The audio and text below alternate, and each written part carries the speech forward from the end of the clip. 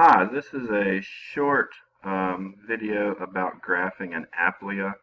I realized that I did not put any questions in the practice for 2.1 where you had to graph or make histograms. So when you get to the actual graded, there is at least one, and then there's some in 2.2, so you may be a little surprised. If you're following through the book, you would understand how to make them on paper.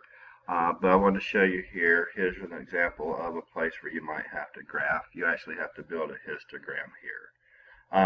So I'm not going to go into too much detail, and I didn't work through the problem to show you what the numbers would be.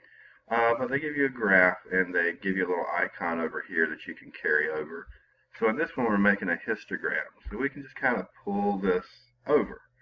So maybe our histogram starts at 53.5 as far as one of our classes.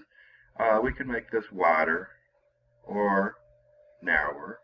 One good thing here is that if you're paying attention to the corners, you'll see that this is one high.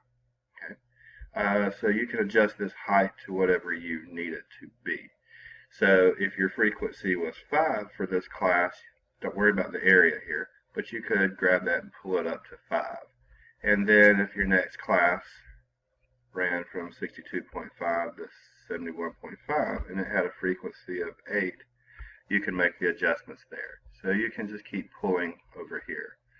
Later on, when you make ojibs or line graphs or time series, you'll see just a dash over here. You won't see a box, but you can pull that over and you can like have 2 points and move them around. If you feel like you get it all mixed up, you can always hit clear and start over.